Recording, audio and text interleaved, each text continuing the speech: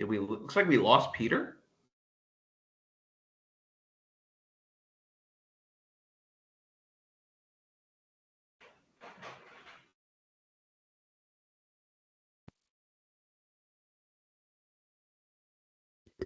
Yeah, I think so. I don't see him on here.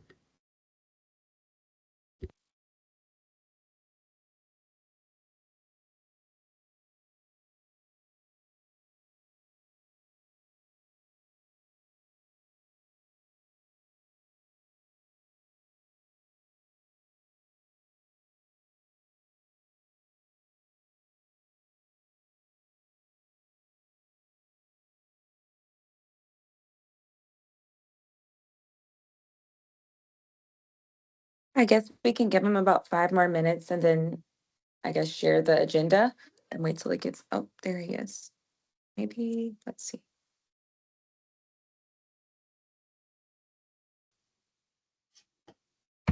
There we go. Peter, did you get Teams, which we use as a verb? Yeah, I did. I got Teamsed out. Sorry about that.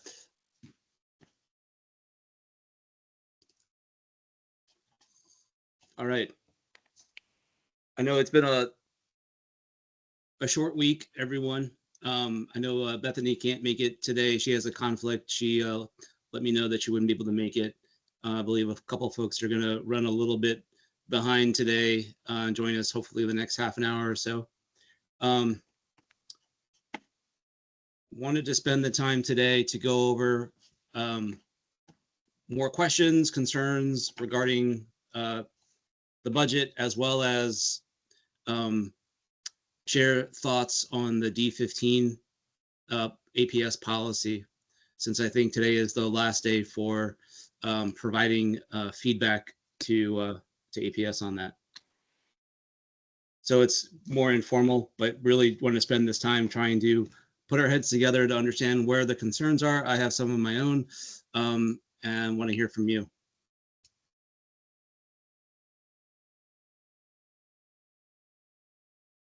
So that being said, does anybody have any burning things that they want to start off with?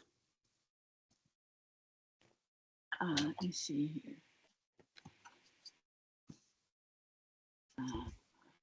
And Peter, I was just going to do my public comment part and then just be here as a listening person, just to say I shared with you the link to my my notes last week.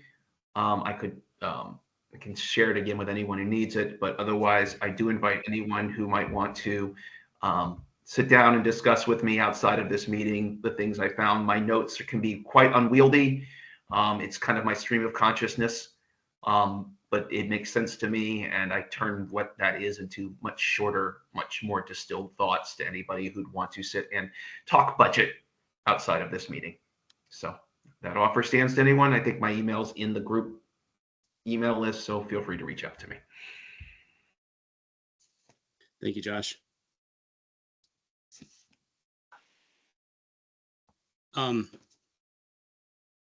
Something I wanted to talk about briefly. Does anyone else have anything burning before we move on? Do you need to adopt the minutes? Sure. And then I have a couple questions. Sure. Great. Hopefully everyone had a chance. Nellie sent some updates to the minutes. If anyone has any objections, otherwise, can we go ahead and get a motion to pass the minutes? Motion to approve the minutes. Great. Second? A second. Great. All in favor? Aye. Any opposed? Hearing none, minutes pass. Good. And then question, Marty? I sent these to you, but they were late, so there wouldn't have been any opportunity for the administration to respond. I'm interested in what specific things this budget includes that are recommendations from the planning factor report. I know there was some discussion, last fall about the board being interested in our reaction to the report as a whole, and then what decisions they made about what they would try to fund this year, and then what would be pushed off to other years. So that's one of the questions that I have. And I think actually the same thing applies to Baker Tilly. But the other question that I had was whether any of the parent groups that are advisory committees to the board and to the superintendent, any of them have made specific recommendations about things about budget matters that they're concerned about. Those are my two questions.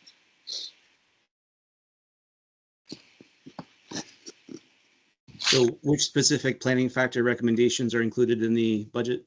Yeah, so I can probably help you with that. So their phase 1 of the planning factor study is being implemented now, and that means they're including, I think it's roughly $560,000 of additional money for ELL teachers, and about $1.6 million more for special education teachers.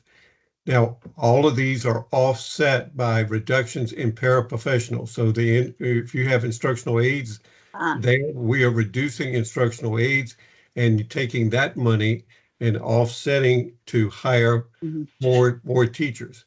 Now, in the school board's presentation, I don't remember exactly how many FTEs it is right offhand, but in these March 13th presentation, it's noted there. Plus, it's also in we had a work session yesterday for, I think, 4 hours yesterday afternoon. It's in there as well. But we took the recommendations from the planning factor study. We didn't do anything with it other than take that recommendation. And they had decided what was in priority order. If we couldn't, I think the planning factor study wanted us to implement something like $30 million more money. And we, the people took planning factor committee, put it in priority order. Their top priority was, I think, ELL teachers, and their second priority was special education. And so the school board has approximately got $2.1 million of planning factor adjustments. Some of them are ELL, but the majority of them are special education. So I guess the question is whether the reductions were also in the planning factor recommendations. Yes. So both things, the additions and the reductions, come from there. And then the question that I have about ELL is, what is our enrollment in ELL? My impression was that it was either flat or going down slightly. Am I wrong? I think it was probably relatively flat for special education, but it's not for ELL. I think ELL is going up, but I can look for that information. I don't know that information. I don't think it's in the budget book either, but there is, but we could find out how many ELL students we have. Mm-hmm. They're like 6 different categories of them, from 1 to 6, and so what their language ability is. So we can probably get a report on the number of ELL students division-wide. Thanks. And it would be, if you could have it in comparison to last year or whatever is an easy comparison to make. Thanks. And then, Marty, your question on community organizations or even other advisory committees, if their recommendations are included in the budget, the proposed budget? Was that your question? I'm assuming they're not. I mean, they aren't usually routinely included, but I think it would be good to know what they are. That obviously doesn't have to happen tonight. Sure. I don't really, we haven't received any formal recommendations from other outside groups, like to say, please include this or that. But the school board had unprecedented number of meetings with the community this year. And some of those things were put into the budget, I think. I don't know. Only individual school board members know who they talk to. I don't think we've got a recommendation from ACTL or, FAC or anybody like that. No advisory committee recommendation. No. Oh my gosh. Okay, I had my hand up, but this is Cynthia from FAC. At the last meeting, I told you all, and it's in the minutes, what our main concern is. Right. And Andy, you'll get that officially in our comments no later than Monday. So Marty, I'm glad you asked the question. Go read the minutes. And that is our major concern about cutting contract services for planning. Right. Andy, it's really going to be a problem if that goes forward. Okay, thank And then- you. Yeah. And we're not planning on doing that. We're putting $1.5 million back in to MCMM plus another 1.8 million for some elevators. So more money than ever, I guess, has been put in at one time for MCMM. Right. I love you, Andy. That is not an MCMN thing. That is the planning. Planning got moved from the superintendent's office to F&O, and contract services for planning got cut, as did go just look. Remember what I said last meeting? Go look at the minutes. If you want me to send you the specific, in fact, I'll put it in the chat. I'll go find the page in the budget, and we need those funds restored. Again, thank you, Marty, for allowing me to say something again on this. That's our biggest thing from FAC. I mean, other than the wonderful stuff you've already done, Andy, we worship at your feet. Thank you. Hey, Marty, I want to jump in on this too, because I've joined a number of Arlington County other advisory committees. I joined FAC for a meeting. I joined ACTL. I've tried to dial into a few others, as well as other community groups, civic associations, and PTA meetings. I would say that some of the recommendations that I've heard discussed don't always take the budget into account. They have great ideas, but it's unclear of how they can be funded. For example, ACTL was talking about adding more courses that would be basically triple taught, adding courses like intensified, certain subjects that would be intensified that currently aren't available, but then also adding an ELL teacher and a special education teacher along with that. So I think it's great that we're thinking about ways to enrich students, but I think this is also a subject about what does the BAC look like next year and moving forward. And I think there needs to be greater budget integration with the advisory councils, because it doesn't make a lot of sense to spend time coming up with recommendations if the budget is not an integral part of that. They're pie in the sky things that don't necessarily, they're not feasible. So I do want to share that I think that's just something that I've realized, that like these are great ideas, but like they're not grounded in the mechanics of what it would actually cost and what the benefits would be. So I just want to share that.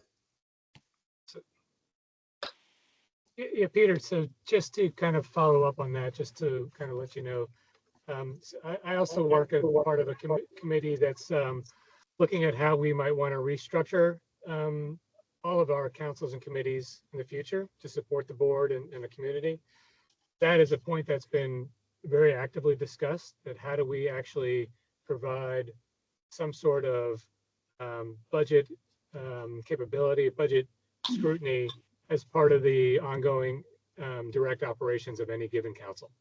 So that's going to be a key thing that gets addressed in the next version of what our overall committees look like. That's great, Eric. Thank you. I didn't realize that I have 2 pages on here. Yeah. And actually, while I'm on the phone, while I have this, let me, I apologize for missing last week. I'm sure you guys had a very productive discussion, and you may have touched on this last week. And if you did, just let me know, I can stop. One of my observations was related to the central office reductions, and I'm not saying I don't think we need to do that, but the one thing I want to come back to is, last year we had some reductions, central office reductions, to help us balance the budget, and one of the recommendations we last year was that, those cuts seemed very reactionary. They weren't strategic. And we recommended that coming into this year, if we did need to make reductions, they were done in a strategic fashion. And I know I assume that potential cuts were discussed very early on, starting in the summer and the fall, and that that some ideas of where we might be able to save some dollars were brought up early. I would also assume, to be strategic then, that the board would have thought about, okay, if we are going to cut these positions, how do we provide those services at a lower cost or with fewer resources? Again, in the name of being strategic, the idea is, we want to reduce costs, but do it in a strategic way so that we can still provide the same level of service, or at least minimize the impact of service. So the planning resources are a great example. If we're going to cut the planning resources, how are we still going to be able to fulfill the services they were providing to APS? So I guess my question is did you discuss that at all last week? Or if not, No. Andy, if you have any thoughts on whether or not the board has addressed how we still meet those, since Bethany's not here, how we still meet that same level of service without the resources. So I get, I don't know I'm assuming that that's what was done, Eric. It doesn't make sense to cut a position and cut a function. We have to think about who's going to do the work after they're gone. We have, I think in the budget now, it would be something like 26 central office positions would be eliminated now in the latest version, and four additional positions are being transferred away from the operating fund to the grant fund, for a total reduction to the operating fund of about 30 positions, approximately $5 million. I was not part of the decision making. I was given a list and said, this is what we're proposing to do. So I'm assuming that the superintendent and others would look at what they could get rid of, what they could do, and how they would still function and provide the services that we do now with less people. Okay, no, it's fair. And again, I didn't know if you discussed it last week, but maybe and it's probably, would be a good question or something for Bethany to address. Maybe we hold and I come back to it next week when Bethany's back. Thank you, Peter. Thanks, Eric. Cynthia, you had your hand up.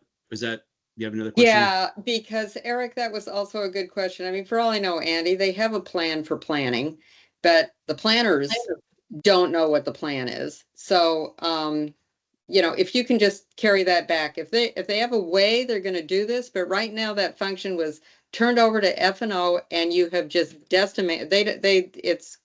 They're not going to be able to plan. Thank you.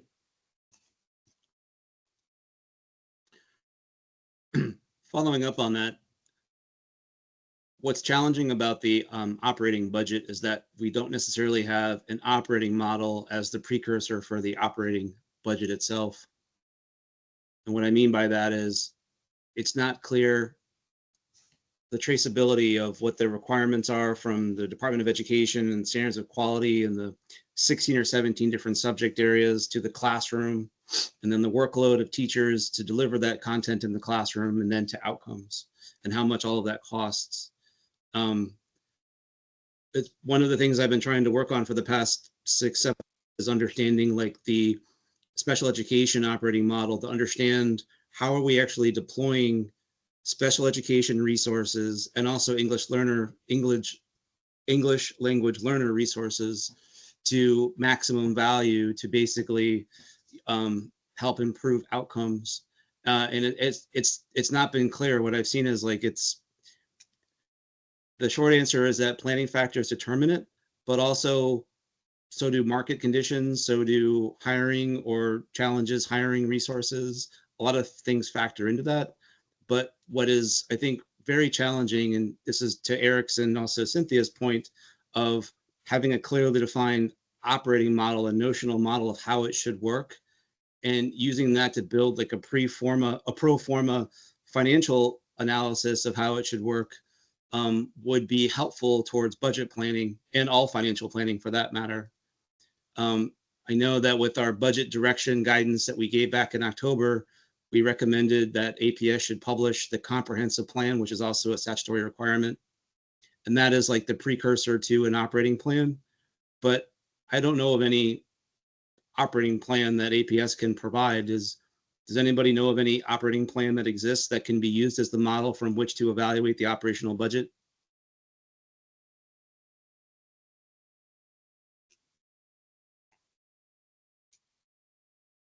No. And speaking of operating budget, I tried to understand too how other districts, the 10 largest districts in the state, I was looking at, this had to do with our OPEB discussion last week. And I was wondering, like, why don't we see the OPEB fund in the budget or in the APS financial statements? And then I realized, wait a minute, where are the APS financial statements? And then I realized they're in the Arlington County financial statements. So some school districts like Fairfax, Prince William, Loudoun, Virginia Beach, and Henrico, they have annual comprehensive financial report, not only at the county level, but also at the school district level. But APS doesn't. And so to find out about OPIB, its obligations, we have to go to county documents to look at that. What is OPIB? OPEB is the other, what is it? Post-employment. Other post-employment benefits. Yep. Their retiree health insurance cost. Okay. And back in 2010, the school board set up a trust fund for these costs. And so now we've reached to the point of where we're can go back, and the fund is strong enough, Yeah. is sufficiently funded enough, I guess I should say, that we can start asking for reimbursement for prior year. I didn't recognize the acronym. I understand. Okay. As soon as I got what the acronym was, I remember the discussion. Thank you. So what's interesting about that is because I was also trying to find the total value of the school activity funds, which is about 3 million, I think. And there's about 120 million in the OPEB fund, roughly. The county financial statements are the only place, because the schools are a discrete component unit of Arlington and presented as such. The only place you can see the full accounting of all of the funds is in the Arlington County Annual Comprehensive Financial Report, the ACFR. And the most recent version was completed in December for 2024. I'm sorry. Yeah, for FY 2024. Andy, do you know why Arlington doesn't have an ACFR for APS? Well, the short answer to that is that we're not required to have one. We are we're in full compliance with all the laws, rules, and regulations. I don't know. Most school divisions throughout the state do not create their own comprehensive annual financial report, or used to be called a CAFR. Most of them are just like we are, in that they are component units of the governing body of the county. There may be a few school divisions that you mentioned that do their own CAFR, but I still think that they share that information with the county, and are still, I think Prince William County and Fairfax and all the rest of them are still component units of the governing body. Oh, yeah. But we don't produce the CAFR. The county produces the CAFR, and we review it and check the numbers to make sure that we're in agreement. But we don't produce our own. It's a county function. Okay. Yeah, I get that it's not required, but as part of our role as BAC is to help with the explanation and helping the public understand the budget as well. I think the districts that are pulling that together independently are able to add to the the financial explanations of how things are working, because it was only by looking at the Arlington statement that I realized there's the 3 million in the school activity funds, but that's kind of like a languishing amount that's not touched. There is money that's going in from tuition fees and expenses, and new money is going in, and that money is being spent, but the existing money seems to not be touched at all. Understanding how the finances are being used or deployed or encumbered can help in terms of identifying possible funding sources for budget cuts. Well, the student activity funds are not one of those sources, okay? So that $3 million is in the student activity funds. Student activity funds are supposed to be set up for students are going on a field trip. They pay for the field trip. The money comes in, it's put in the account, the money goes out. But there are certain things like when we have pictures are taking for students, we may, depending on how many people get pictures, the school may make money off of those pictures. They get a commission from the group, from the company. And so, but the idea is that those funds then would be used to help maybe underprivileged children, or help students who can't afford to pay for their lunch, or maybe help students who can't afford to go on the field trip or other things like that. All of those funds should be used in direct support for student activities. They are not monies that should be dependent on for us to be able to balance the budget. And we are working, the finance office is working with the principals now to clear up some of these accounts. You know, for example, you might go to Yorktown, they probably have 400 or more accounts out there.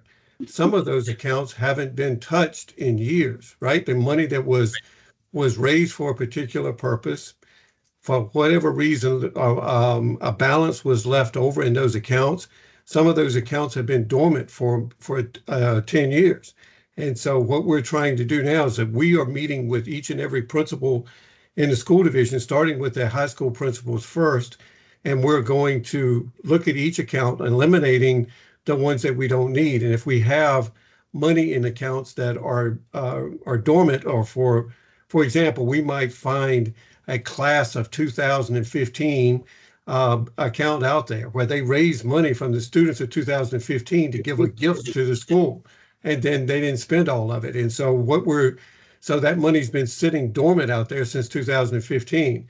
What I want the principals to do is look at that money and take it and move it into an account that we can use to support the students at that school for their particular needs.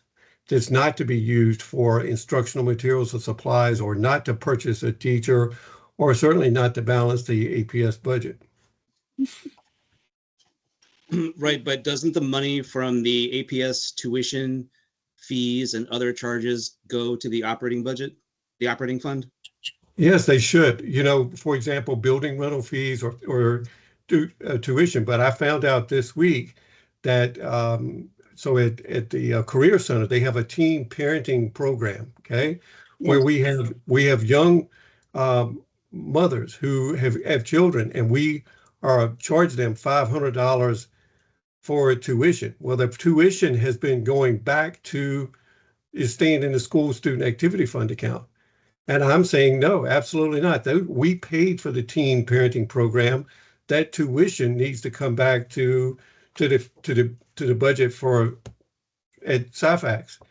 The problem is it's only about 10 to 12 parents at $500 a piece. That's $5,000. I mean, we're not going to make a lot there, but you know, generally speaking, if we are charging tuition for a program that is already in the operating fund, then that tuition should come back to APS to offset the cost for that program. Right, and Cynthia, I see your hand raised, but hold on just a second. That's what I'm trying to get at with the D15 feedback, because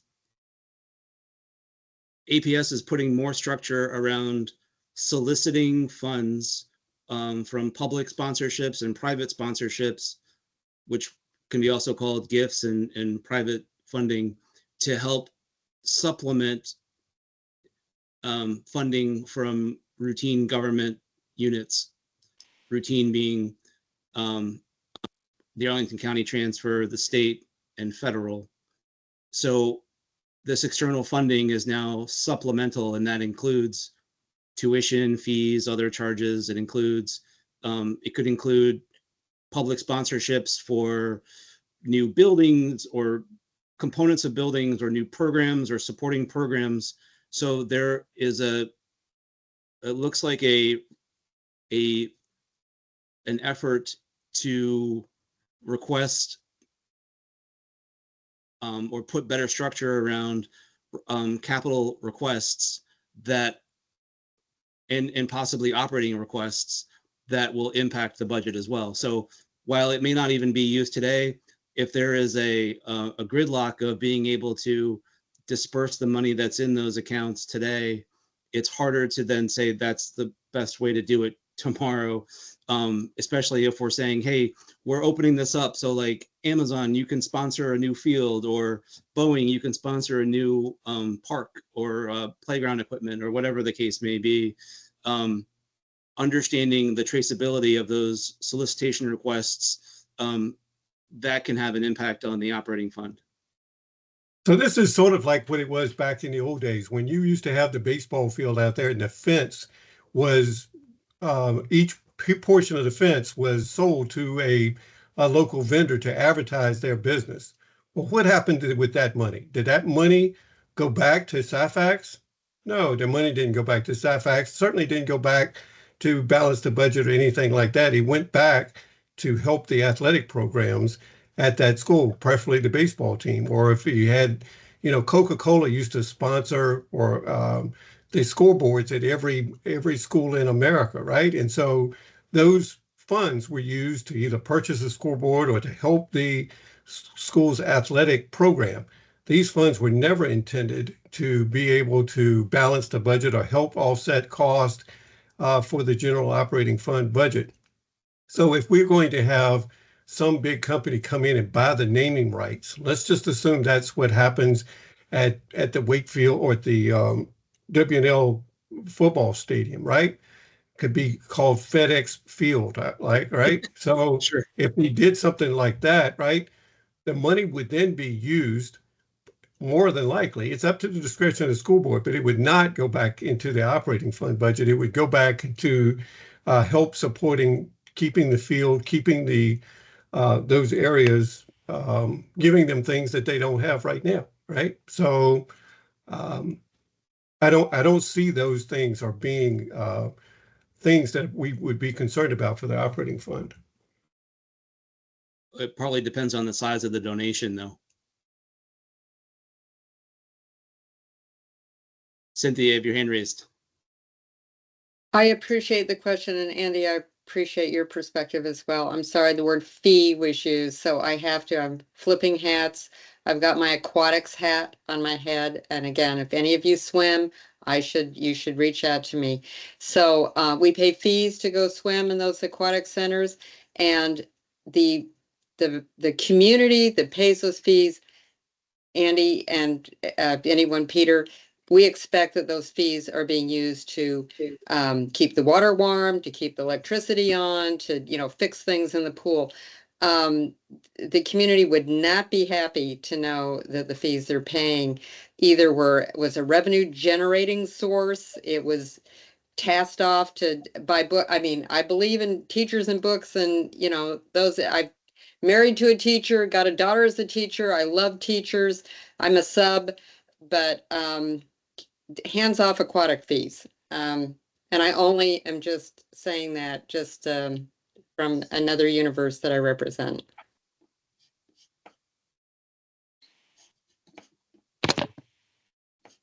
Okay. Thank you.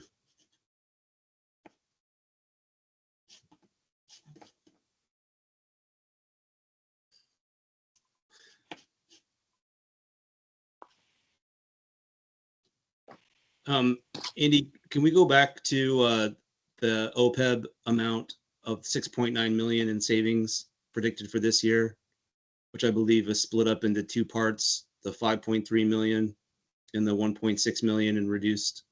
So if I'm understanding this correctly, the 1.6 million, we had been using the operating fund to fund the trust, the OPEB trust fund of, historically it was like 2.6 million. We're going to reduce that by 1.6 million, save 1.6 million this year because it's been doing so well.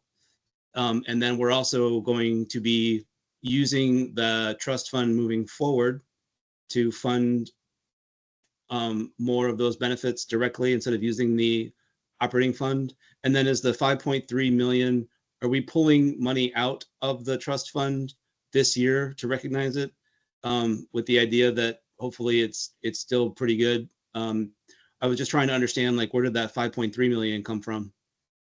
So, most of that you just said is correct. So what we're doing is we've had actuarial studies. We have an actuarial study done, I think, annually on the OPEB trust.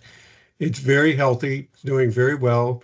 And so what was supposed to happen from the very beginning, the way the trust was originally set up, was that at a certain point when the fund got had enough money in it, based on the actuarial study, then we could start withdrawing from the trust retiree health insurance costs that were paid for by the operating fund in the prior year.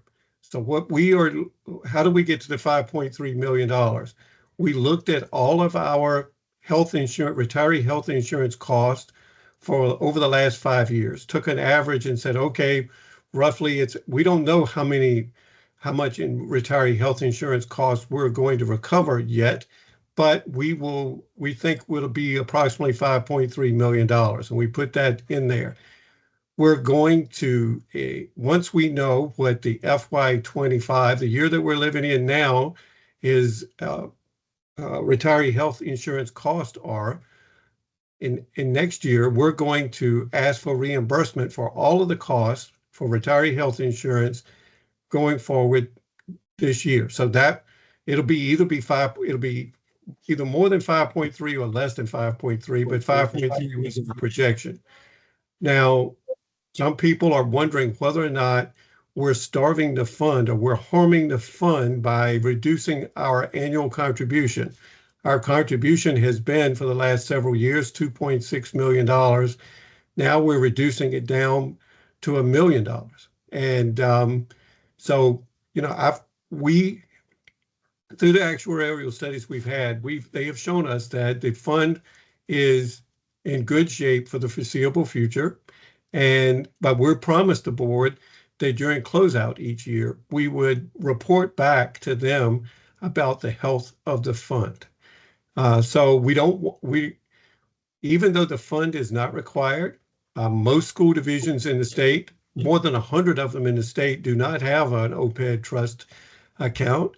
The school board is committed to keeping that fund and keeping it healthy. And they may have to go back in future years and say, well, the contribution cut was too much. We shouldn't have cut 1.6. We should have cut $1 million or whatever amount that is. But they have committed themselves to following the direction from the actuarial studies to ensure that the trust fund is maintained in the future forever, just like it was designed to. Got it. So I'm not sure if you can see this. I'm trying to share my screen. Do you see the notes to financial statements on your screen? Yes. Tiny. Oh, it's tiny. Sorry. Hold on. Better. Hold on.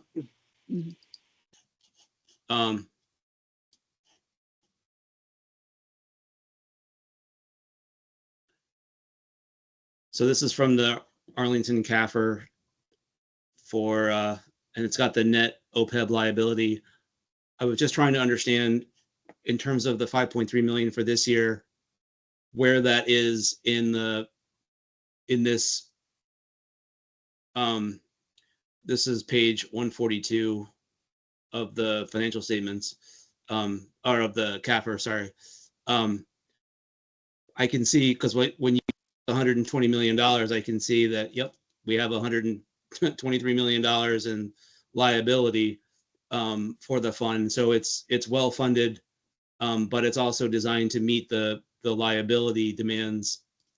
I was trying to better understand how the CAFR is structured and where that 5.3 million would be pulling from in terms of liability that's represented in the CAFR, if that makes sense. No, it's not in the CAFR. You're looking at an FY24 CAFR. We're looking, the 5.3 million is what we estimate the reimbursement cost will be, or what the retiree health insurance cost will be that we will, for FY25, that we will be requesting reimbursement for in FY26. So what you're looking at here on the screen is what happened in FY24, the amount of liability and everything. You're not going to see a year by year calculation out there. Certainly the estimate of 5.3 is a projection made by APS. It's not based in fact, really. I mean, we looked at the last 5 years of how much money we had spent in retiree health insurance costs and took an average and came up with 5.3. It may be lower, it may be higher, I don't know, but that was the best estimate that we could use at that time. I didn't mean to imply that it's in last year's. What I was trying to understand was, how would a 5.3 million reduction impact our liabilities, our net liability overall? Because it looks like with the amount of liabilities we have, we're even, because the big picture that I'm trying to get at is, last year we talked about $120 million, not last year, sorry, last week, we talked about $120 million trust fund, and that sounds like a lot of money. But if we look at the discount rates and we look at the collateral, basically the liability for folks who would be getting that benefit, it's actually a lot less. So what I'm trying to understand is, how does that 5.3 million impact the overall net liability? You know, every time we take money out of the fund, it would increase our net liability. But one of the things you need to understand is that this fund is not required. More than 100 school divisions in the state don't even have them, and it still doesn't affect the AAA bond rating. That's the reason why I said last week that my recommendation to the board was that we dissolve this fund in its entirety and we use this money to help lower our debt service, or to help us get back to a balanced budget over a 3 or 4 or 5 year period. But the board didn't want to do that, and they were listening to guidance that they've received not only from their financial advisors, but also from the county, who wanted us to continue to use the fund as it was intended. So we are using the fund, the trust fund, as it was originally envisioned and based on all of the attributes of the trust fund. So we're going to start, we've never ever in the history of APS taken money out of the trust. If we eliminated the trust tomorrow, that does not mean that the retirees would lose their benefits. We've been paying for them through the operating fund forever, since 2010, and we would continue on.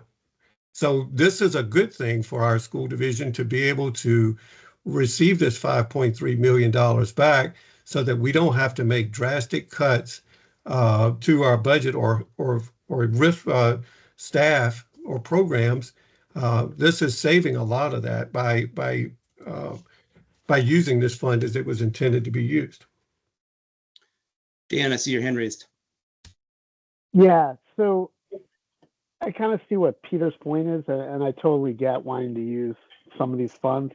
I guess we're trying to understand, is 5.3 million, it seems pretty similar to the benefit payment, from last year. That's 5.2, right? So that's going to increase our liability. I guess the question is this is old, like, what's the projection? We're taking the net liability from 11 million or whatever it currently stands to 16. Like, is that the calculus, or are we kind of viewing it as, like, I kind of see this as we're like, at least according to this financial statement, about 90% fully funded, right, at that discount rate. So is the board saying we're comfortable till we get to 80% or 85%? Like, because that might not be sustainable, so far into the future, depending on what the returns are versus how much we're taking out of. So I guess we're trying to see if there's some like general guidelines that got us comfortable. The fund is not static. It's going to be theoretically, or hopefully, assuming that Trump doesn't run us into a depression. I mean, with the stock market going down, it might be different. These funds are invested through Vanguard, and they earn money for us. And for this past year, from January to January, this fund earned roughly $12 million in 1 year's period of time. So, for us to be able to take $5.3 million out of it is not hurting the fund drastically. But like I said before, we have promised the school board that we're going to have an actuarial study done every year and that we're going to report on it in December during closeout. And if during that period of time, if we are told, and if the belief is that we're taking too much out of the fund, or it's increasing our liability too much, or that we need to add more funding to this trust fund, the school board has committed themselves that that's what they want to do, because they want to keep this fund healthy, even though it's not required, and even though 80% or more of the school divisions in the state don't even have one. Because in addition to this fund, we also have a pension fund, and we also have the county has its own fund. I forget what it's called. Maybe it's the general fund itself, but there is a reserve out of the general fund that's used to secure the bond rating. And we're borrowing off of the county's their bond rating, in order to do new builds or what have you. So there are actually like multiple funds involved. This is just one of them. This is specifically, the OPEB is specifically for medical, dental, and life insurance, I believe. And it's separate from the pension fund, which also exists, right? The pension fund, I guess you're talking about, is the Virginia retirement system that all counties and school divisions participate in. And that's it's based on the payroll, and it's a certain percentage that's paid each month. The employee shares 5% of the cost, and the school division or the government entity pays the rest. And that money is kept at the state. There's no pension fund at APS or even at the county level. It's all counted at the state level. And right, at the VRS at the state level. That's right. So is there anything else like this, or this is kind of one of a kind for APS having a fund like this? This is a one of a kind. I mean, at the last meeting, I can't remember the gentleman's name, but he asked, well, why haven't we ever heard about this before? And how many more are out there that we don't know about, right? And, this is something that's just been on autopilot for a number of years. When I got here last February, they wanted me to sign a check for $2.6 million to send money to the OPED account. And I went, whoa, wait a minute. We shouldn't even have an OPED account, right? I mean, we're not required to have it. We're desperate for money. We're running a $40 million deficit. Why are we sending $2.6 million to something that's not required, that's not even necessary for us to have? And so this started us down this long road of talking to the actuaries, trying to find out how the fund was established. I went back and looked at the minutes of when it was started, looked at the charter, looked at how the trust fund was intended to work. And then I went to the county and wanted to know, why should we keep this fund? And I wanted to dissolve the fund at that point in time. They didn't want us to dissolve it. They thought that it would hurt their bond rating, which I know is not true. And Baker Tilly looked at it and agreed with me that it would not hurt their bond rating. But nevertheless, we are where we are. The trust fund was established. Now we're going to use the fund, the trust is sufficiently funded, and we are drawing funds off of the trust as it was originally intended from the very beginning. So we're not doing anything special or unusual. In fact, the county's got an OPED account as well that they are using. They have been drawing money off of their account longer than we have. This is our first time. The county's been doing it for at least more than 1 year, maybe 2 or 3 years, have been drawing off of their OPED account. Yeah. I had a similar thought, Dan, as to trying to find other sources like this. And so by looking at the how Arlington APS is presented as a component, it's a discretely presented component unit of the county. This is what I was talking about before, where you can see all of the operating funds, whereas you don't see the school activity fund in the APS. But what dawned on me in looking at this was, because I was also trying to understand too, like if we're in a big deficit, and the part that is in the back of my mind is a worry for FY26 that the 23.5 million in federal funding is in jeopardy. How would we plan for that? What's the contingency plan for that? And what's the full picture of assets and liabilities across APS? This actually tells me that all of our capital assets, while as a note to the financial statement, they're not reported in the funds, they're not considered financial resources. We have 966 million in capital asset valuations. That's not, I mean, that's a lot, obviously, and obviously it's not great to sell them, but there are opportunities to think through, and I'm also thinking through of not being in the same boat next year or 3 years from now, 5 years from now, where we're trying to fill the holes, but also understanding what does school look like 5 years from now, 10 years from now? Is this the best use of $965 million in capital assets? Is this the best use of our operating budget in terms of return on outcomes for students? Those are big questions. Opportunities, for example, of leasing things, and if push comes to shove with losing federal funding, those are some of the things that I've been trying to explore and better understand. Well, if we were to lose, I'm asked at least twice a day, what is going to happen if we lose federal funds? Okay, so just so you know, for right now, we have not received any notification from anyone that we're losing federal funds. There was $1 billion that was cut out of the USDA for food service, but we still haven't received anything from the state or the federal government about how much does that affect APS. So it's not $1 billion out of the state of Virginia, it's $1 billion nationwide. So it's around 40 school divisions in the state that participate in this program. So I think the cut to us would be minor.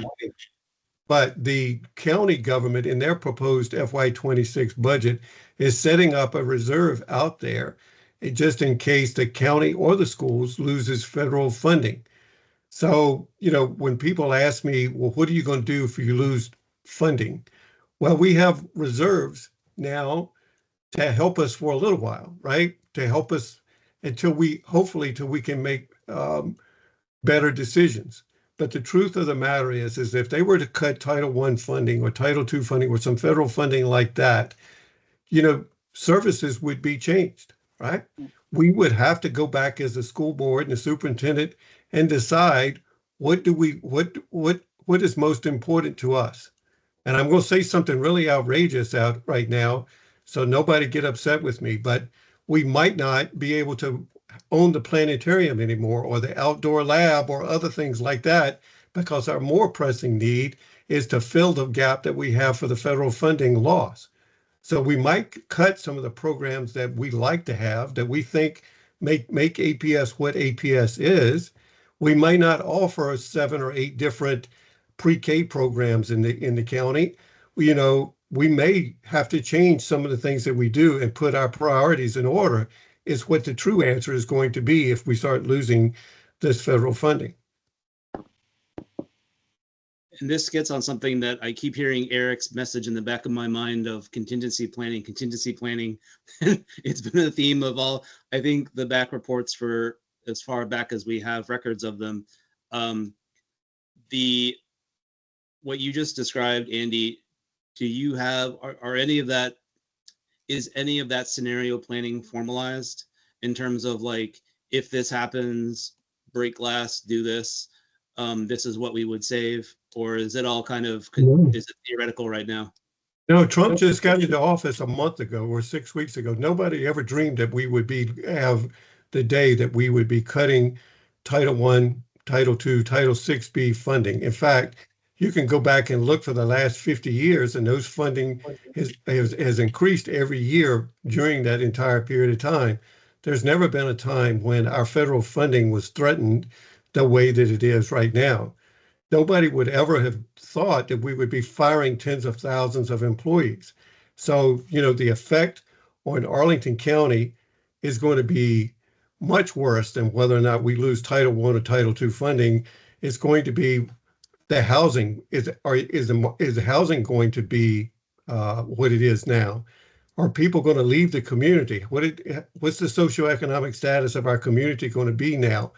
Could APS enrollment go up because parents are taking their children out of private schools and putting them into APS? Or could our enrollment go down because these children, they can't afford to live in Arlington anymore and they're moving to wherever their new job is somewhere else? So all of this stuff is brand new and is things that we need to be thinking about over the next year to help mitigate those issues. But the county has set aside, I want to say $30 million to help offset some of these issues that come up. The school division, probably by the end of the school year, will have $15 or so million in reserves that they could use to help fix this for a short period of time. But you know, if this is going to be a long-term cut, if we're going to lose significant amounts of money for a long period of time, forever, right, as a permanent cut, then we're going to have to look at permanent solutions. And those have not been formalized as of yet. Thank you. Yeah, Nelly, yeah, just Peter. go ahead. Yeah, so I mean, Andy, I think that makes a tremendous amount of sense, and obviously, we've been pushing to get the school board to prioritize different kinds of expenditures for a while now, so that we could make decisions, right? Because obviously, you want to evaluate the costs and the benefits of certain programs and stack them up. And then, you know, if you get into a tight situation, you need to start looking at reducing funding something. You would start with the things with the relative least value. The challenge has always been that we don't have any data to help us do that prioritization.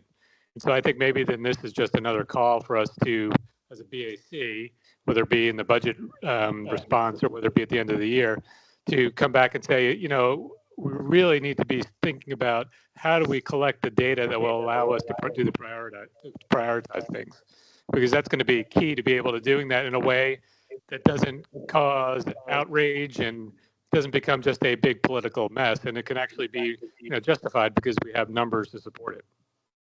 Well, I hope you're right, Eric, but I just know that everything is a big political mess when we even talk about making reductions. And so, you know, we got Integration Station now that we're talking about moving those children back to their neighborhood schools.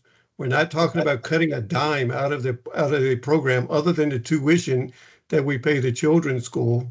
And we're moving those children closer to their home. We're moving their teachers, their materials and supplies, everything with them, not one single cut in staff.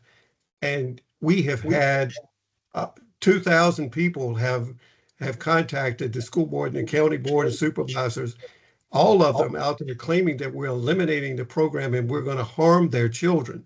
It's an amazing concept. So and I'll tell you what, if you think that's bad, you just go out there and say that we're going to cut the aquatics program, we're going to cut the outdoor lab, we're going to cut the planetarium, we're going to cut other things that are not in our core values, and it's going to be just as bad. So I understand where you're going.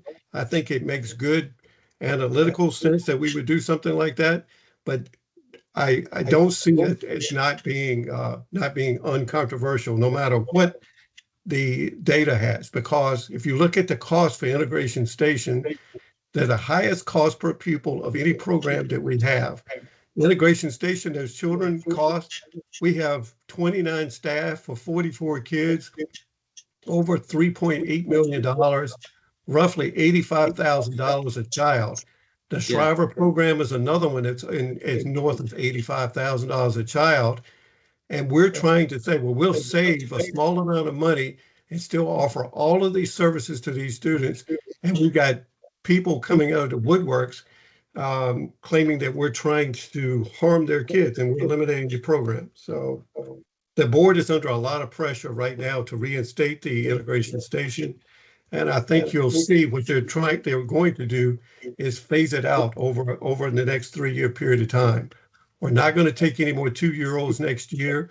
And then the 3-year-olds and the 4-year-olds in that program will be phased out and be moved back to their neighborhood schools. So it won't affect any of the people that are in the school right now.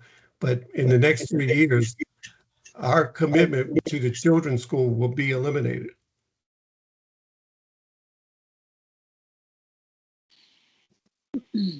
Is a Shriver integration station so community schools that are really a public-private partnership? You're cutting out. What did you say again? I said integration for community high school, Arlington High School. Are those the 3 public partnership?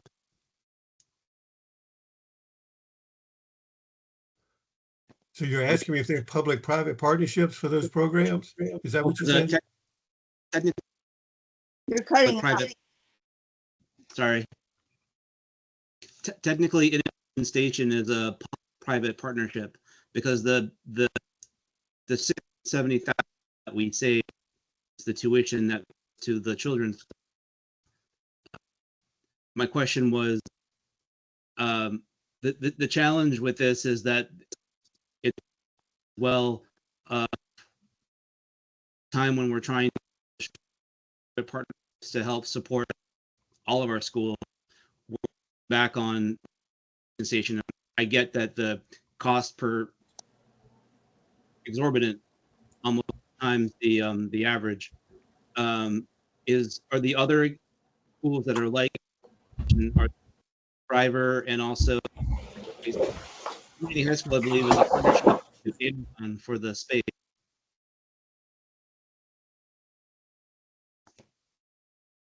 Oh no. What the? I think he's gone. Yeah, I couldn't follow it because it was breaking up all the time. Yeah.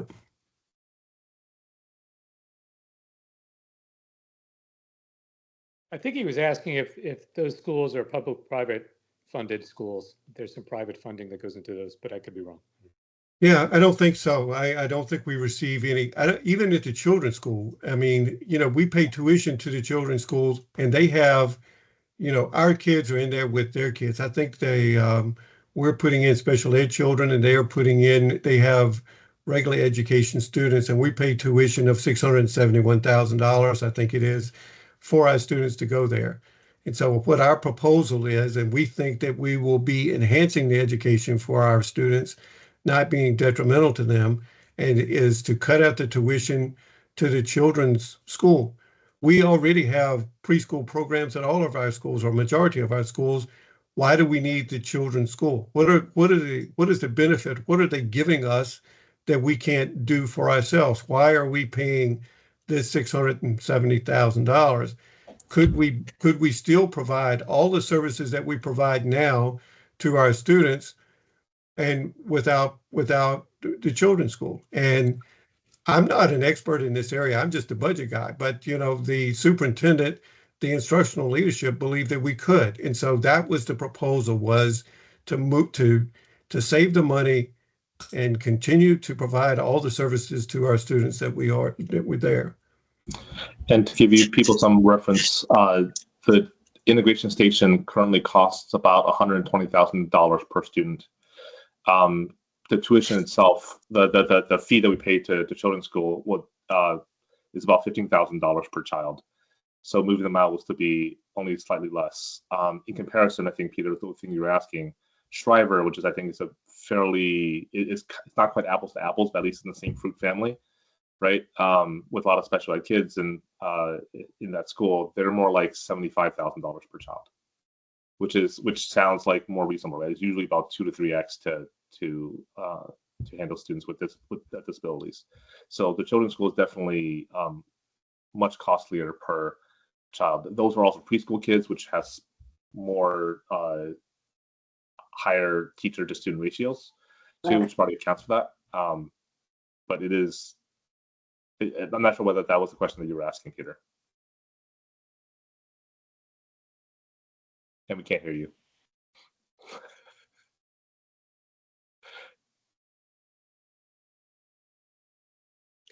Since we can't hear Peter, can I just take this minute to say, I think, Andy, I know nothing is ever easy in education, but having the numbers on something like integration station at least allow us to have the conversation.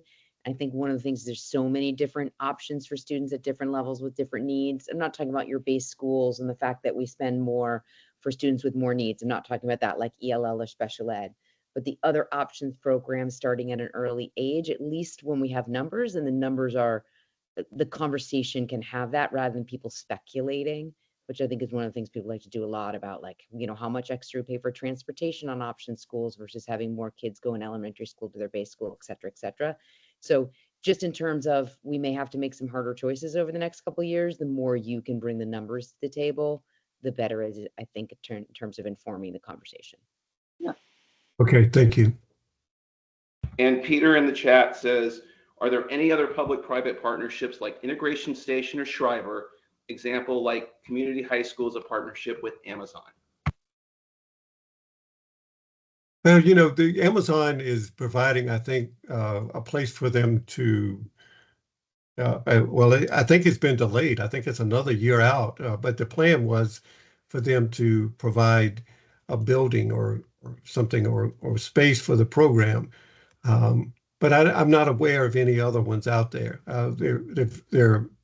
The partnerships that we have, if you call us paying the children's school $670,000 a partnership, I call that a vendor. We're paying a vendor for services. I mean, when we talk about a partnership, it's more like Amazon maybe, where they're giving us something and or assisting the school division. They're not getting anything in return, right? We're actually a contractor or vendor with the children's school. So, I mean, we provide our own staff, we buy our own materials and supplies, we do everything out there. The only thing that we're doing is paying tuition to the children's school. So they're not a partnership. They are a vendor of ours.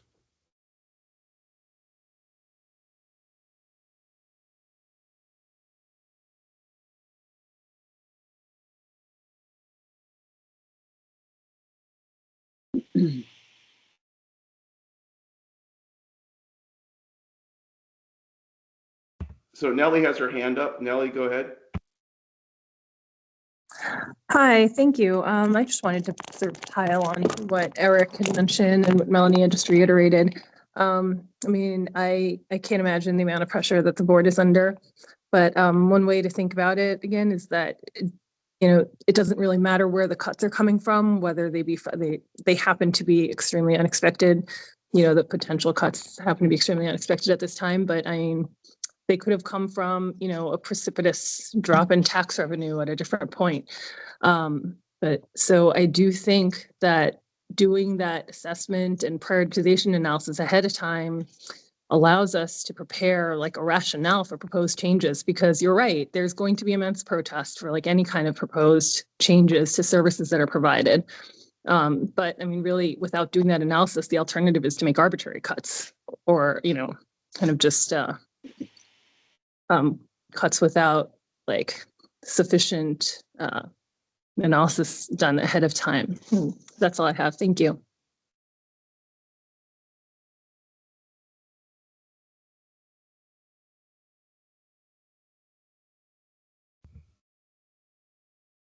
So Peter, I don't know if you want to try logging out, logging back in to see if you can get your microphone back. I can kind of drive the bus here while we're doing this a little. Who else wants to? I don't see any hands at this time. Who would like to go next?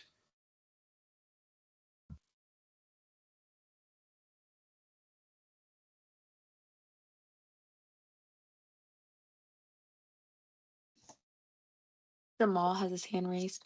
Yeah, just go ahead. Yeah, I was letting Peter is making his way back in. So Jamal, go ahead. Peter, can you talk? Hey, can you hear me or no? Yes. Oh, Okay. finally. Okay, Sorry. you can drive the bus now. Go ahead, Jamal. Okay. Can you hear me, guys? Yeah. Yes.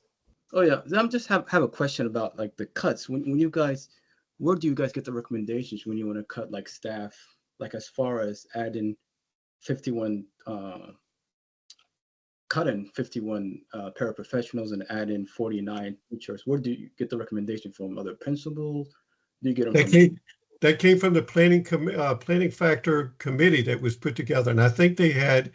I wasn't here at the time, Jamal, but I think they hired an outside consultant, and they had a committee made up of interested parties. I'll just put it that way. I want to say that it was parents and teachers and others that were part of the committee that worked with the consultant who came up with the recommendations that you see as far as the planning factor study is concerned.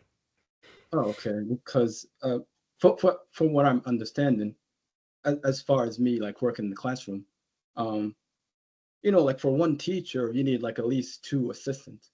So if you guys are cutting 51 assistants and adding only 49, there's no balance, and it's going to be a lot of burnouts in the classroom, and it's going to be chaos. That's all I'm saying. There's a train of thought out there, and I'm not saying it's with Arlington Public Schools, but there's a train of thought out there that it's better to have a licensed, trained teacher in the classroom. If you've got to make a choice, who would you rather have in the classroom providing instruction to our students? Would it be a paraprofessional or a licensed teacher? And so what they're doing really is trading in these paraprofessionals to help offset the cost for hiring teachers.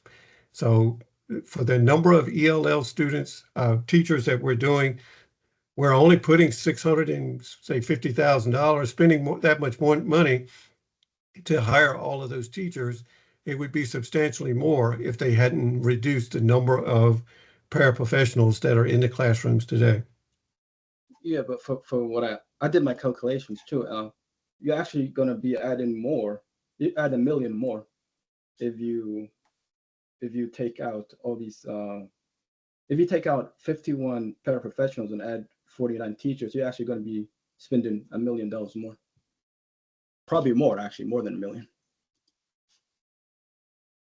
If you, in the budget, we are saying that we're going to spend $650,000 more for ELL's teachers and $1.6 million more for special ed teachers. So, yeah, and that's after they have traded in or eliminated these paraprofessionals. So you're right. It's going to, the investment or the cost for the operating budget is going to increase over $2 million to implement the planning factor, to phase 1 of the planning factor study.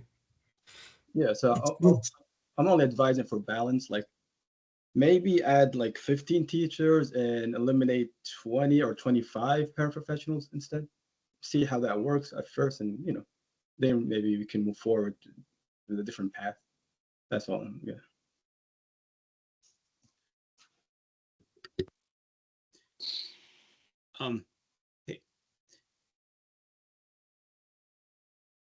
I had another question, Andy, regarding the building the budget section of the proposed budget.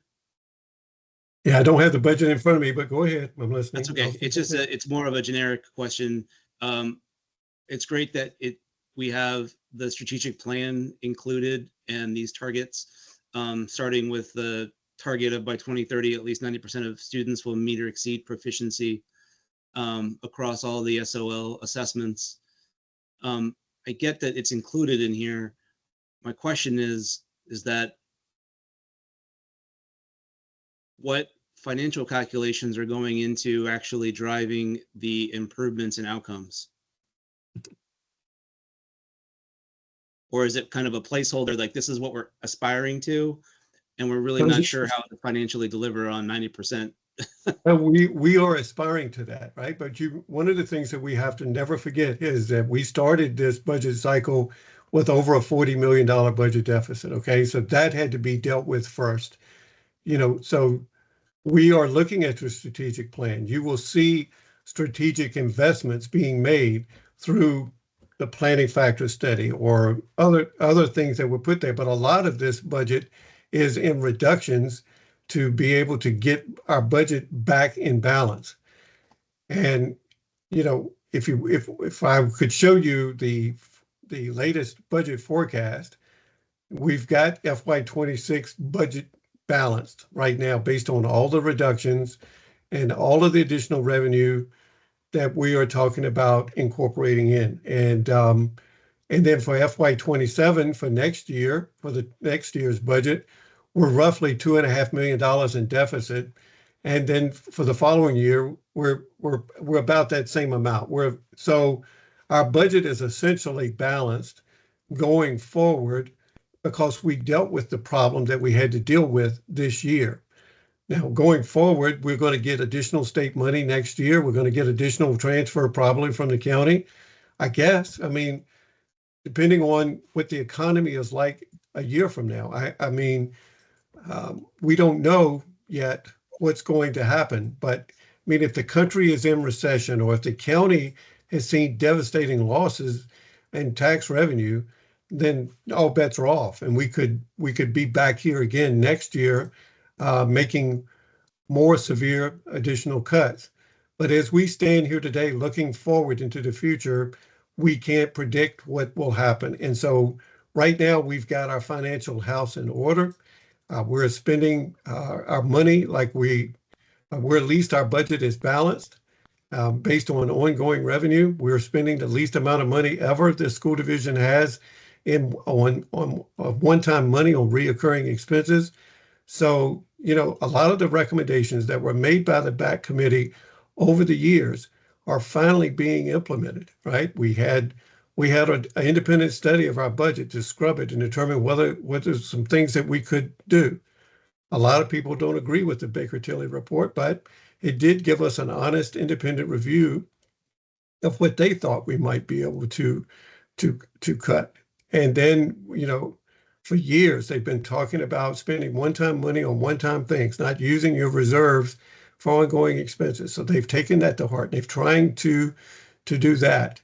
And it's a very tough road that the school board has gone through trying to, make this balance, to keep our budget like it should be, and also face the criticism that they're facing from the community for the cuts that they're making. All the while promising our teachers and our staff and our parents that we're not going to increase student class sizes. So, they've done a good job, and not to say that they're finished with the job.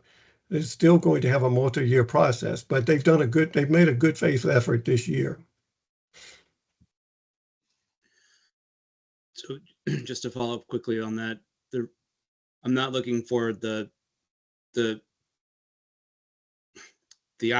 plan in order to achieve that goal, but what concerns me is that we have $826 million budget last year, and now a proposed $845-ish million budget this year, and we just got the word from the superintendent that mid-year scores are down from last year.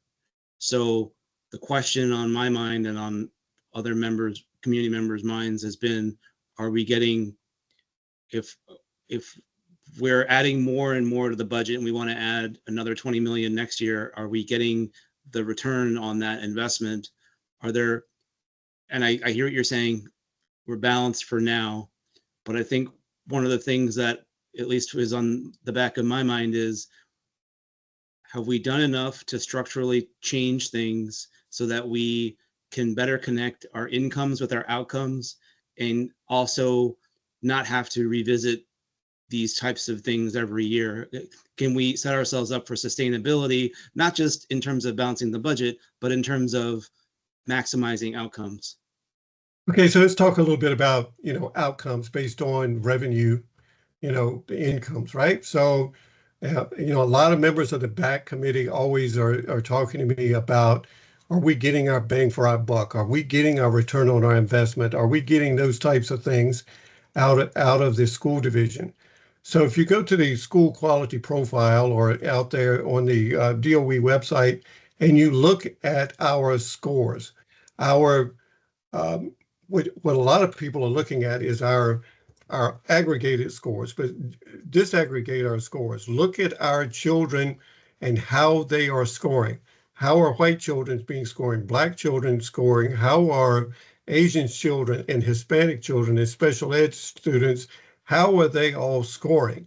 And what you will find out is that for our children who have grown up in America and have been a part of APS for their entire childhood, are doing very well. What you find, though, is that the students that we are receiving from other countries are not literate in their own country, or they're not very literate in their own language, and they come to us 15 years old, and we think, well, we ought to put them in the 9th grade, but they really haven't been to school and wherever they came from in years, because they've been trying to survive and help their parents work and do other things. So those students that we are spending a lot of money on supports for those students, but they are, I don't know how to say this in a polite way, but they are hurting our scores overall, because you come to America, you can't speak a word of English, you haven't been to school, and wherever you came from, nobody in your family speaks English. Your parents are working all the time trying to make a living to stay in America. You're going to have a hard time passing your SOL scores. You're going to have a hard time passing your reading, math, your biology, all of that stuff. And I think it's unrealistic to think that we're going to have the numbers that we have of children coming to America or students with disabilities passing these tests at 90% pass level. And if we don't do it, then the school is a failure and they haven't done what they're supposed to be doing, and they're wasting money, and we're not getting the bang for our buck. And that's what I hear all the time. And it's just simply not true. We have a lot of great teachers. We have a lot of great instructional programs. They're moving mountains to bring progress for these students that we receive. But, there's only so much that's possible in this world.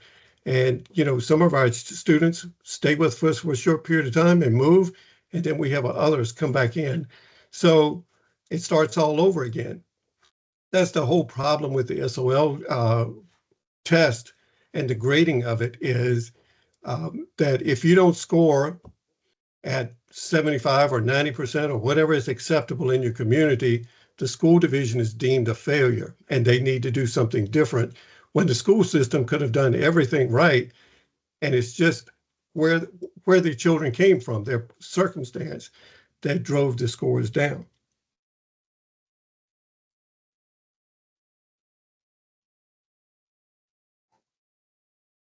So if we know that this is a challenge, if we keep doing the same instructional delivery model and we're getting folks arrive from different parts of the world, and it's still getting a suboptimal outcome, how is the school system evolving to better provide for or support those kids?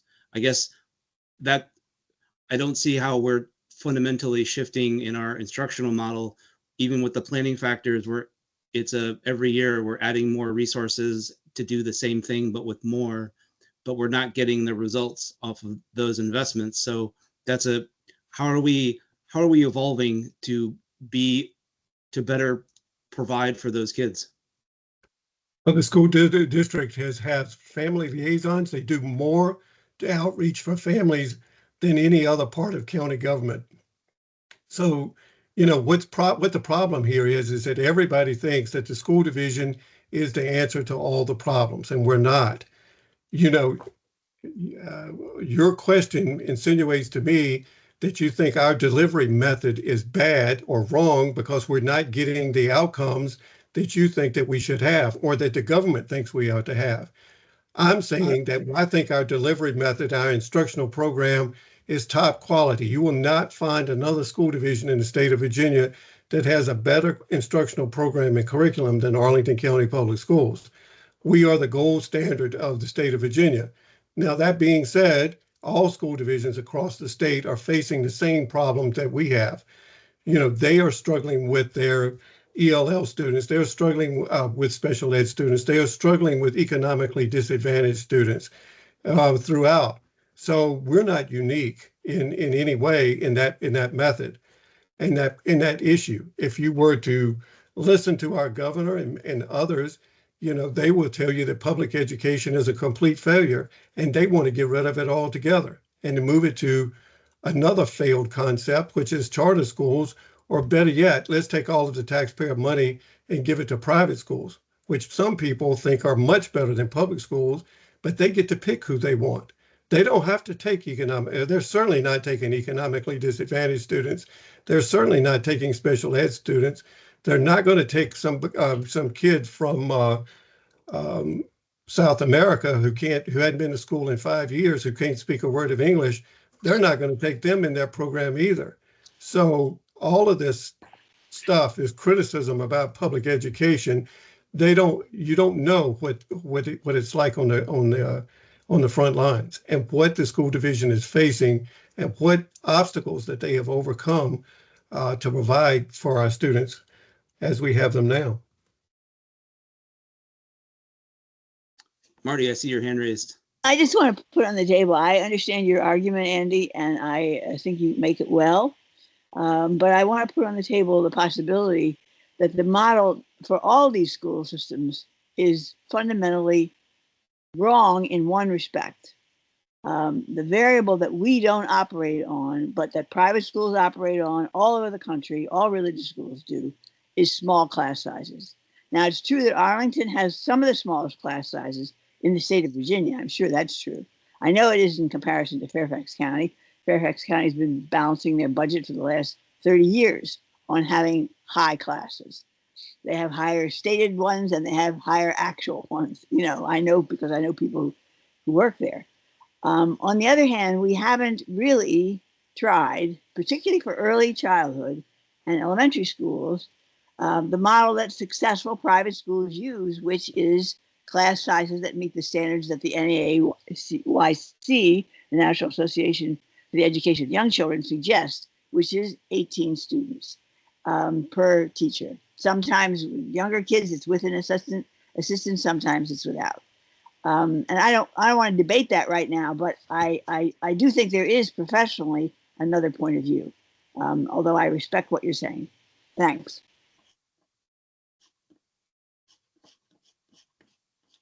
Jonathan, do you have a question?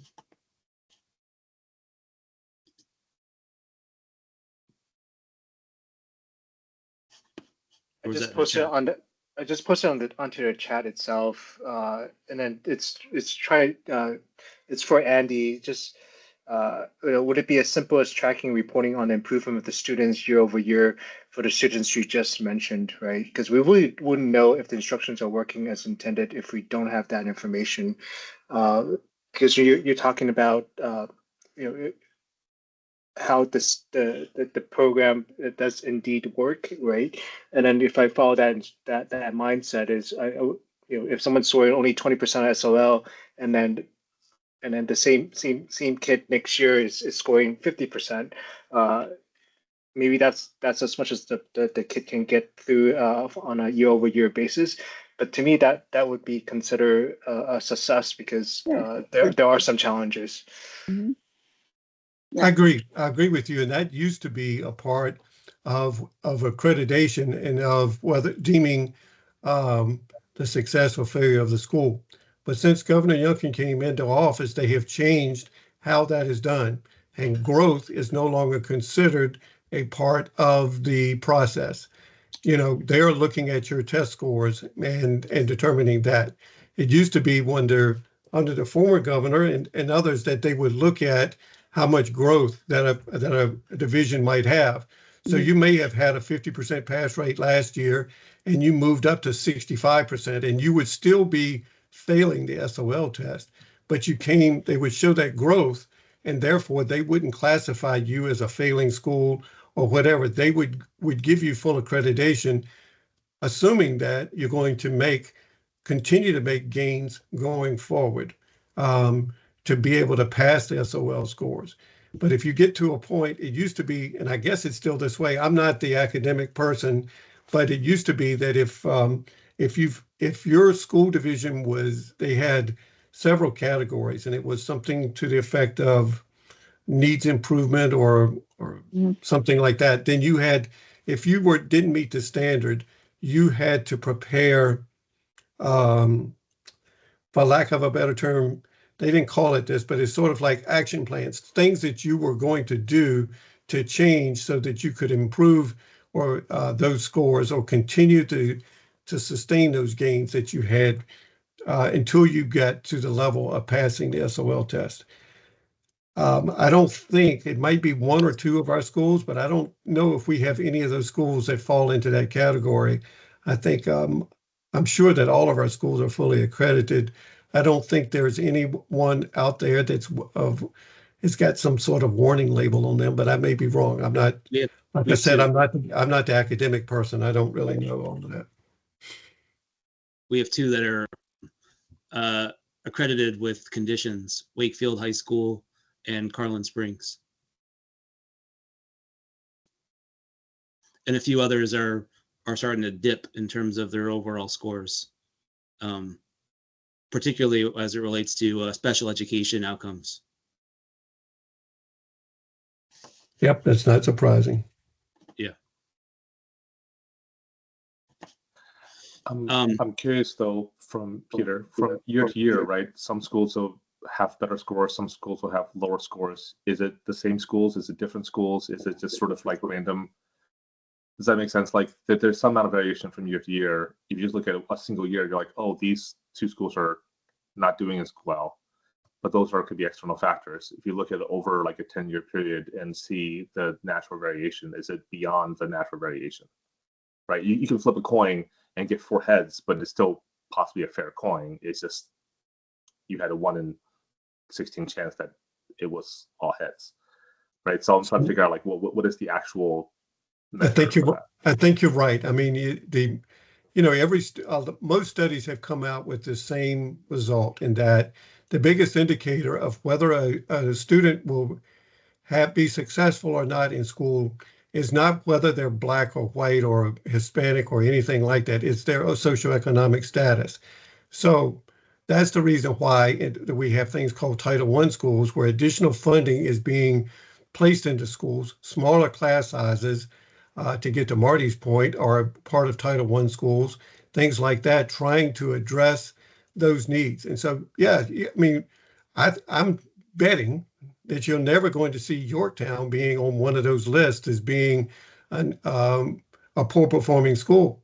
But we're going to have certain schools in our district, primarily on the south end of the county, that will be the ones that will be because of the lowest socioeconomic status, they will be the schools that more supports will need to be put in place. Something different is going to have to be done at those schools to achieve at the same level as they have at other schools in the county that don't have socioeconomic problems.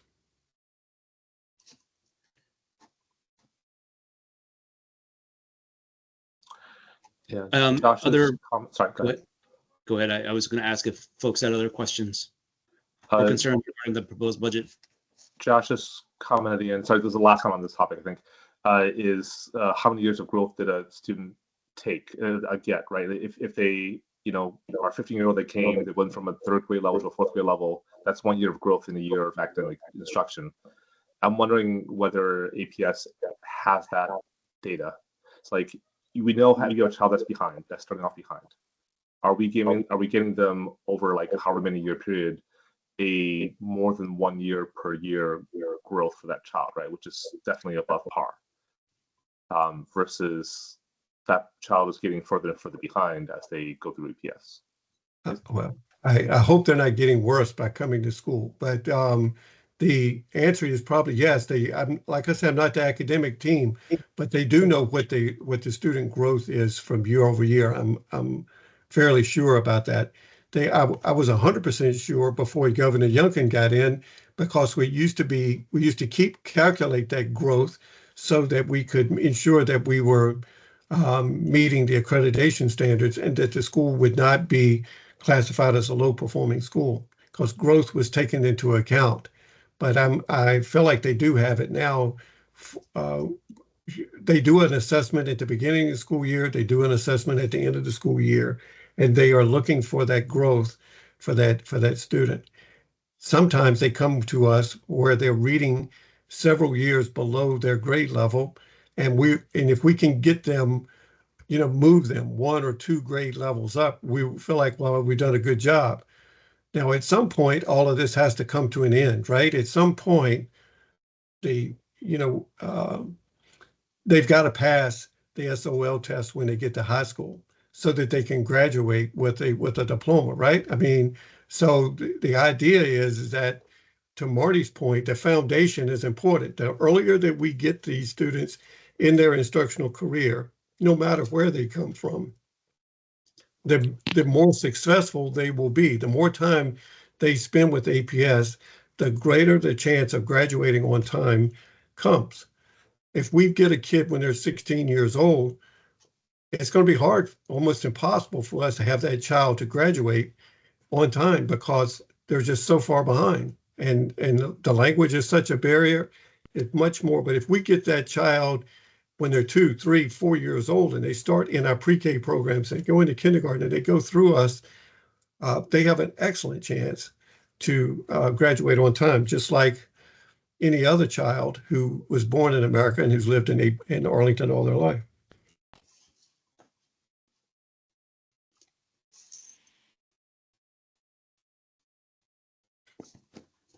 All right.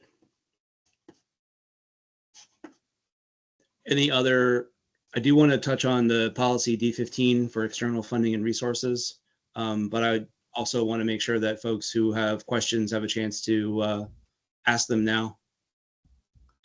Chen, you have another question? Just a quick one. Is there a list of all the software that we currently pay for in APS? A list of all the software? Yeah, so we pay for Clever, we pay for like some things I think I can figure out, and some things I can't.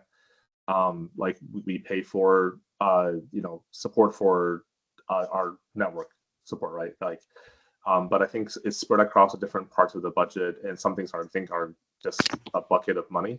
So I'm kind of, because I know one of the things that was stated earlier by some folks is that, is there technology that to some software packages that we're not using effectively that we can cut as an easier thing to cut than people? But there's not a way to really examine that. So the answer to your question is yes, we do have a list that shows in detail of all the software that we are using, whether it's free or we're paying for, and it also shows how many interactions or how many times that software was accessed over the last year. The school board has been very interested in this data. At the last work session that we had, I guess it was yesterday, they were it was recommended to them that we cut, I want to say, roughly $450,000 of cost for these types of software programs. But I can send you a list of all of the software that we have. I've provided that information to Baker Tilly.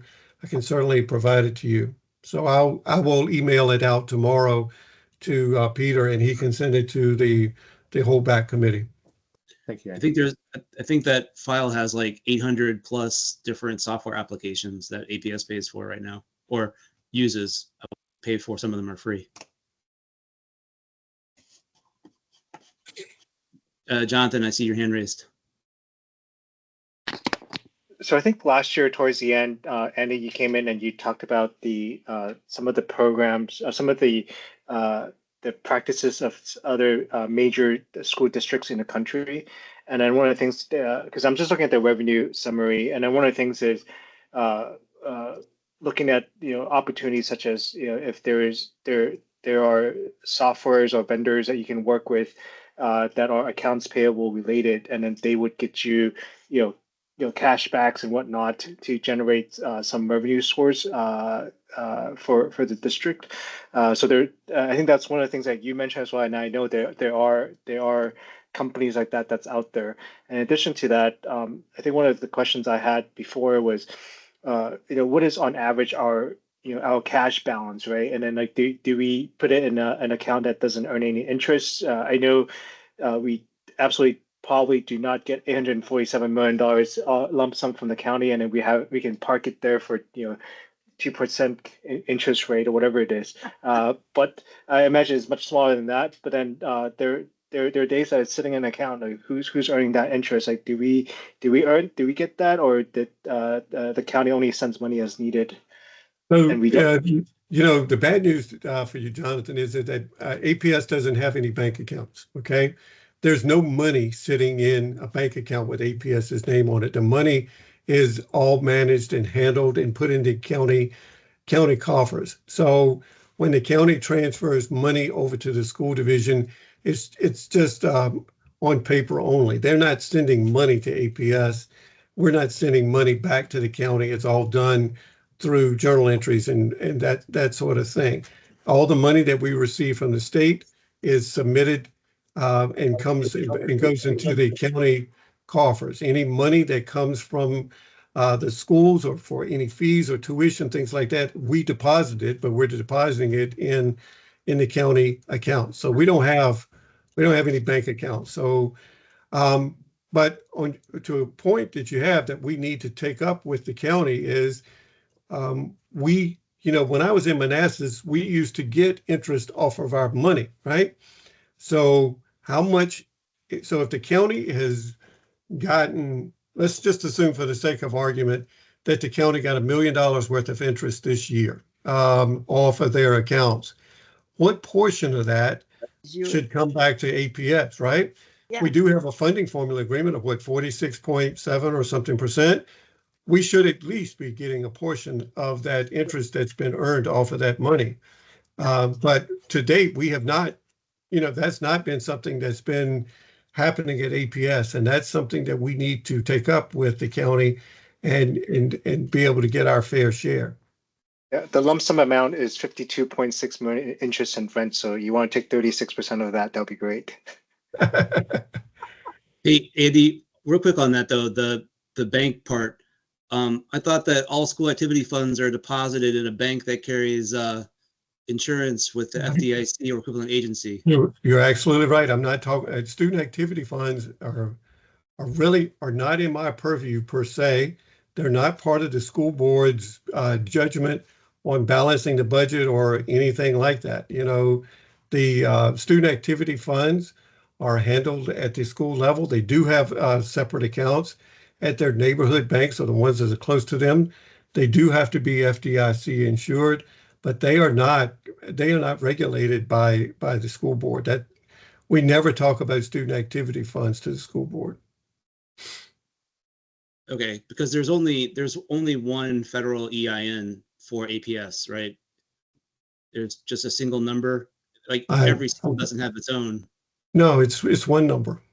Okay, and then there's delineation based upon like some kind of Virginia code that helps define the actual. What I'm trying to get at here is that, and this actually ties into policy D15, which has to do with the solicitation, the acceptance of money and gifts and external funds, because we're getting money from all sorts of different sources, from Amazon, from Harris Teeter, from a variety of public and private sources, and that money is changing hands and going to the school, and then the school is doing something with it. Ideally, they're putting it into their school activity fund, hopefully. But understanding this process is important because I don't think this particular policy has been touched in a number of years. And unfortunately, in talking with people across the community, there's been pressure applied to individuals to donate in exchange for certain benefits. This is a challenge. So there's questions around the solicitation of funds, who can solicit, who can accept, what are the dollar amounts that can be accepted at the local level or at the district level, and then who can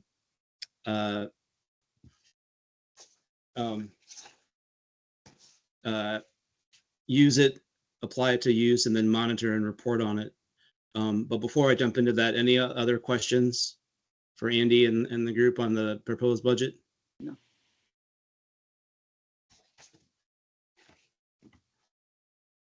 Okay.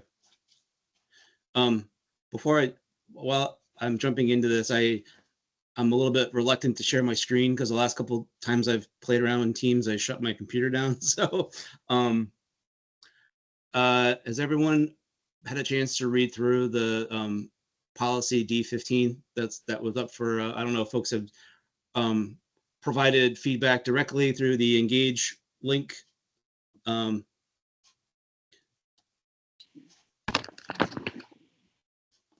But in short, I put thoughts together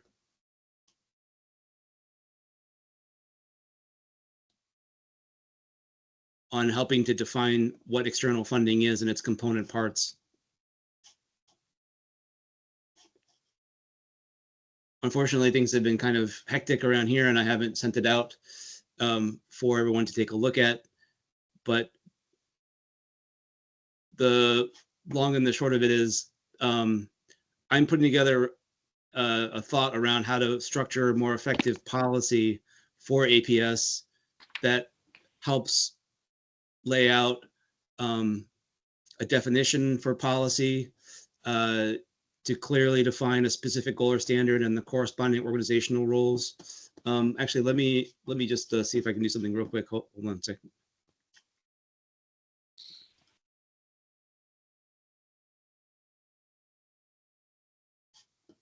Oh, thank you, Chen.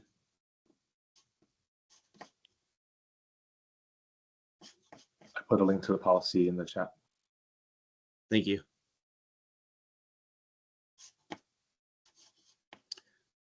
Unfortunately, looks like I can't actually show this part of my screen. So the policy talks about grants and restricted programs, gifts to schools, and private funding for building and ground improvements. Talks about commercial activities, advertisements, sponsorships, purchasing of goods and services, and advertisements incidental to them, fundraising activities. It's a little bit confusing because when you think about external funds, it can actually mean school-sponsored funds, but that's why it's important to define external funds really are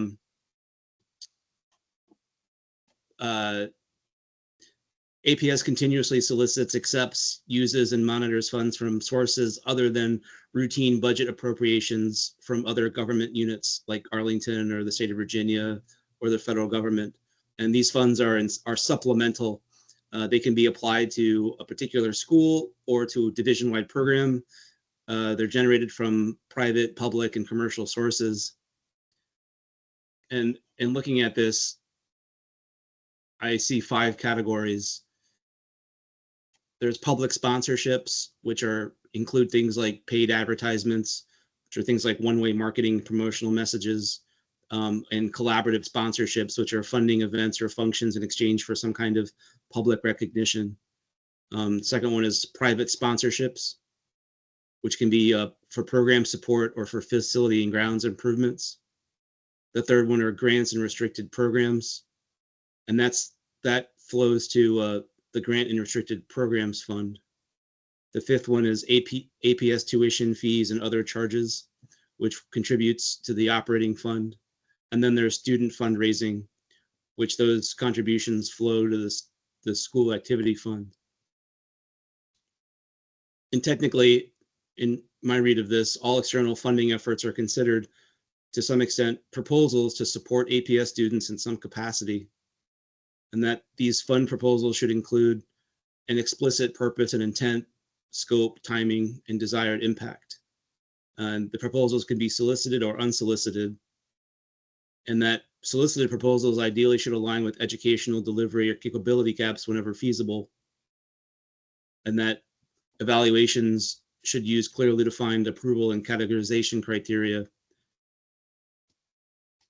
So I'm bringing this up because as I've been talking with people, I'm learning more about the history of Arlington, and me being a native Arlingtonian, I'm learning more every day, even though I'm a native resident, that there have been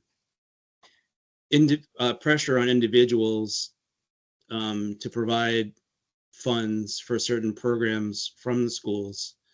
And so one of the things that is in the back of my mind is making sure that the folks that are soliciting funds are not the same people who are evaluating, or those people also have direct say over, student performance or removal or a variety of things, basically behavioral management oversight as well as accepting funds, and that's a bit of a conflict.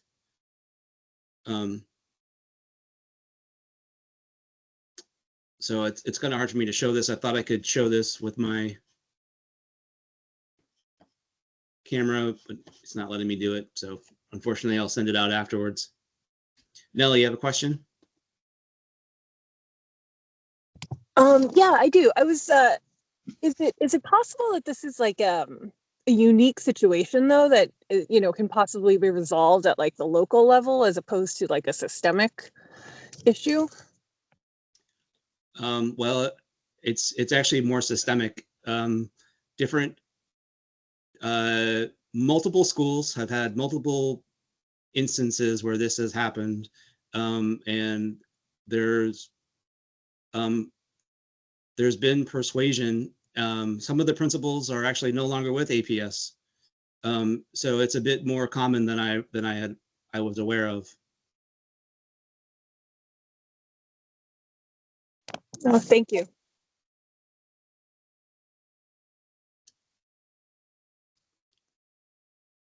My understanding is that the intent is simply to make sure that people who solicit on behalf of the school for fundraising have no supervisory responsibilities in relationship to anyone's children.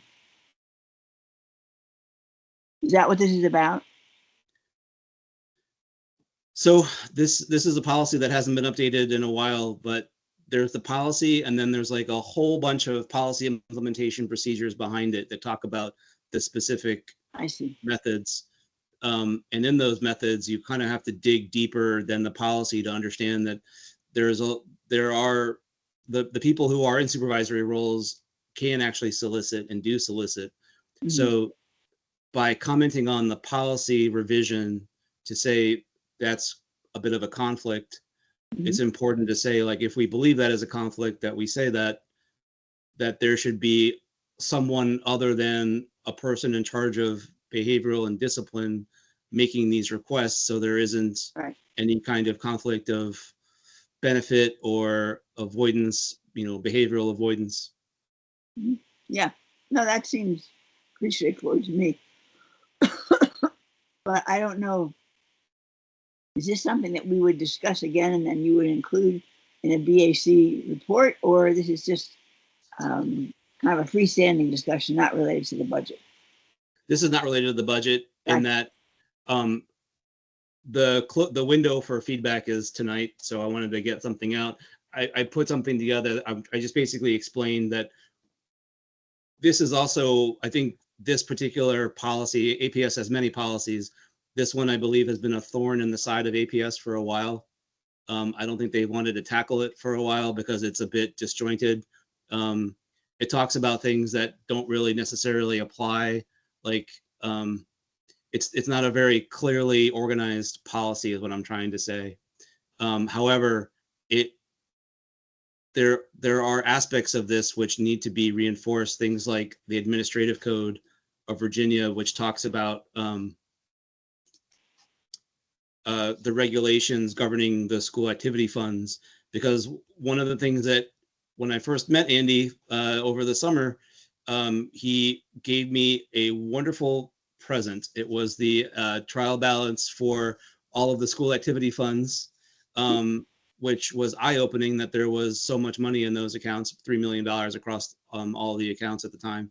But what I've learned is that there are actual Code of Virginia regulations that talk about how the principals must keep an accurate record of the receipts and disbursements so that the clear and concise statement of the condition of the fund may be determined at all times.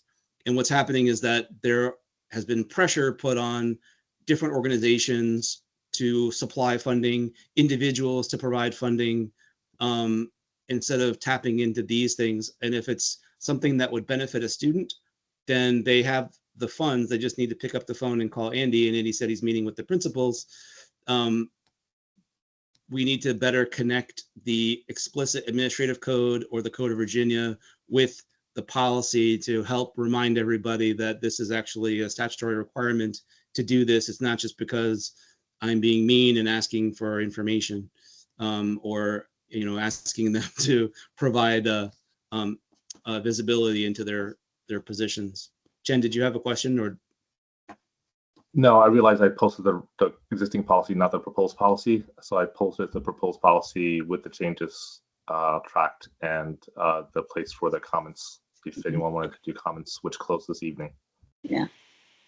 So are you, I'm assuming, Peter, that you're giving us for our information and if we wanted to comment this evening, but that you will submit this information not on behalf of the Budget Advisory Committee, but as a parent yourself.